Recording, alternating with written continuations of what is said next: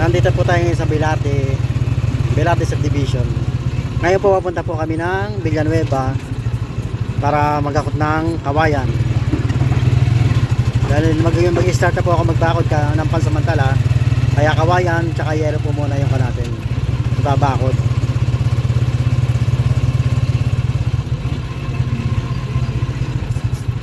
Para ang purpose na naman po no, kaya yero muna para yung ating mga poor babies ay po pwede na natin ipasyal pag sa mga susunod na araw.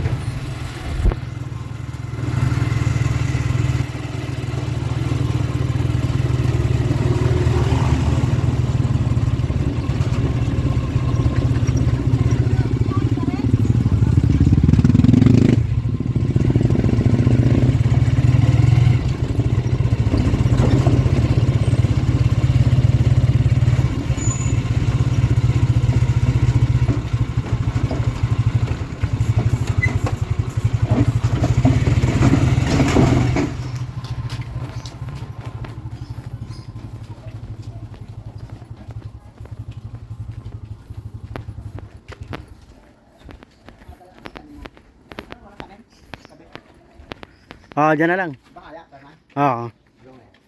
Malalo mo, jajakpat na natin ito muli. Pinakamahaba na ito eh. Kahit dito na lang sa... sige, tama, dyan na lang. Ayan. Tulo lang tayo yan. Okay, sige. At ayan na nga po, kaya wala kaming upload sa maghapon na to dahil busy-busy po si Papa Fernan. At ganun din naman ako kasi naglaba po ako ngayong araw na to. At si Papa Fernan ay halos maghapon, nandun siya sa lupa namin. Dahil ayan po yung kanyang ginagawa. Siya po ay magbabakod ng aming lupa. Pansamantalang bakod po yan kasi hindi siya pwedeng diretsyong pader kasi nga po kailangan may permit. Hindi siya pwedeng bakuran agad ng pader agad. At kaya naman po pinursige ni Papa Fernan na bakuran agad yan kahit pansamantala.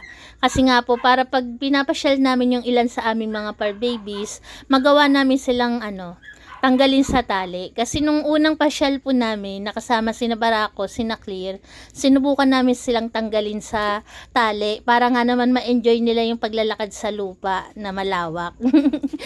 Para ma-enjoy po nila yung paglalaro dyan sa lupa nila. Kaso ang nangyari, nung nakita ni Clear na kayang-kaya niyang talunin yung pader, aba tumalon naman po agad. Ngayon, ginaya naman siya ni Barako sa ni Mami Diba.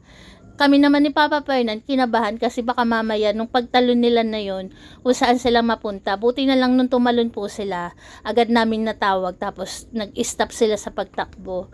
Kaya ayan, sa susunod na pagpunta, nakasama po sila. Sure na kami na hindi sila makakalabas. Kasi ayan, ginagawa na nga po ni Papa Fernan yung best niya para pagpunta ni na Clear, ni na Barako, ma-enjoy nila ang paglalaro sa loob ng lupa namin. At ang pangalawang dahilan ni Papa Fernan, kaya nga po binakuran niya, kasi pag nag-umpisa ng gumawa ng aming bahay, kailangan po kasi naka-safety yung mga gamit. Hindi pwedeng wala siyang bakod, lalo na't hindi po kami dyan matutulog ng magdamag. Pag after ng maghapon, uuwi rin kami dito sa bahay namin. May iwan yung mga gamit dyan. Kaya kailangan po talaga merong bakod pansamantala. At i-pass forward na nga po natin dito sa ginagawa ni Papa Fernan. At kung makikita po natin na tapos na po siyang magtayo ng poste ng kawayan. Kaya naman ayan, kinakabit niya na po yung yero.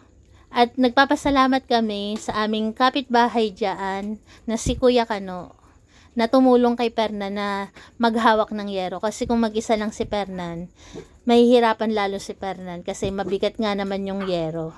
Tapos, yung kamay niya puro sugat ngayon. Kaya ayan, napagtiyagaan din naman ni Fernan. Hanggang bukas gagawa pa po siya. Kakaway ka sa camera natin, boss. Ha? Kakaway ka. Ay, baka sinigat ako niyan. Thanks lang. Baka gusto mong pati kita ko sa Canada. Sabi? Ala, narating ba Canada yan? Oo. Wow. Tignan mo na. Papasok ako. Sige. Sige na ha. Sige. Taas ko lang ha. Sige na, muna ito. Wala na, sige lang. Kulang. Sige na, bubuhay na lang.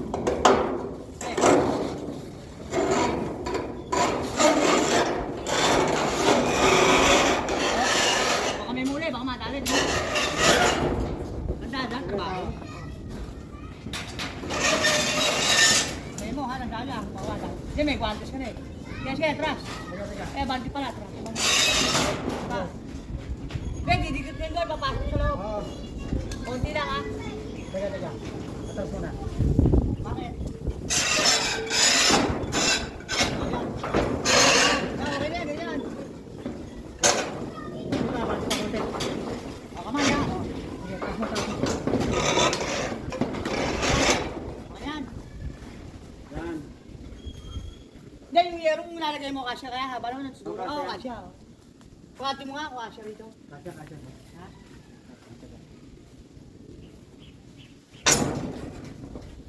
Kasya yan, boss? Ayan. Kasya pala yung kangkong. Alin? Poste. Hindi, ayos lang yan. Hindi bitin yan. Sakto lang. Dali mo na, sakto lang yan. Hindi bitin. Ayos lang, may kaparado. Teka, huwag mo na natin palihan sana. Kasi yung pandog. Eh, wala talihan mo. Tutugtong ka pala sa isa pa. Mali. Yan mo na talihan mo.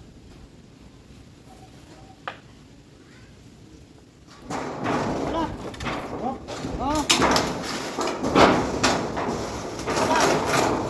Muna kami ko ha, bibigyan ha. sige. Lala kami ko, bakit makamas pa. Ah, sige, wala. Hawak mo na, lampas mo muna. Wala, wala. Hindi mo na, lampas mo muna. Sige, lampas mo pa.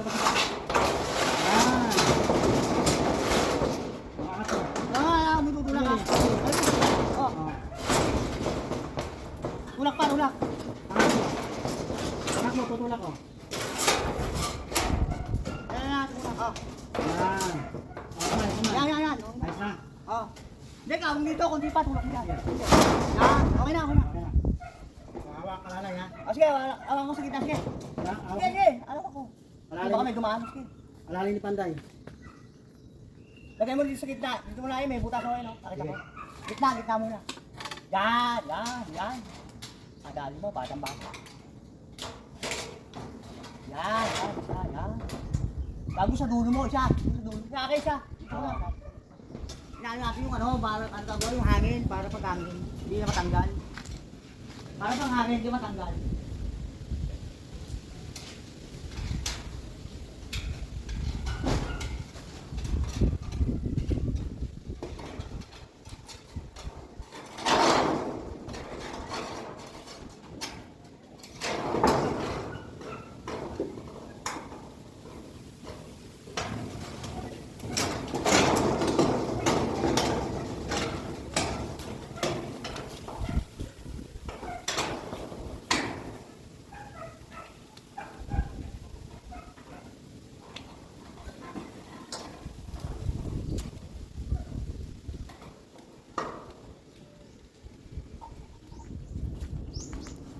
Hello mga guys, mga boys.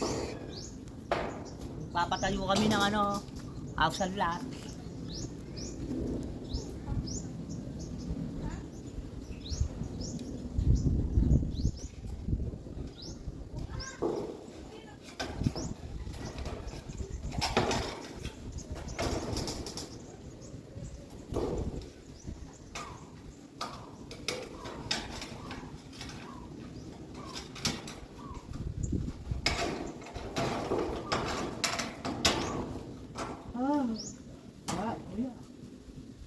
Alisin ko, tapos na tayo.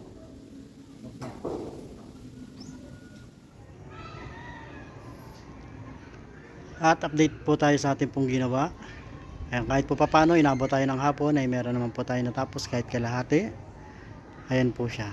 Ayan po ang ating pong pinaghirapan ngayong araw. Ayan naman po ay pansamantala lang. Kaya po yero muna yung aking nilagay na bakod. Kasi para ang gusto po talaga namin mangyari, pagpasyal po ng ating mga fur babies dito, pag nagsama tayo ay sila ay malaya na makakatakbo-takbo dito. Kaya muna po yung ating pansamantala na ginawa. Ito naman pong ating ginagawa na to ay talagang para po sa ating mga fur babies. Yan, bali meron pa po yung bakante, bukas tutuloy ko po yan kasi talagang approximate na project dito ay 2 araw kong gagawin. Ayan po yan. Ayan po ang ating susunod next project, bukas naman po yan. Ayan.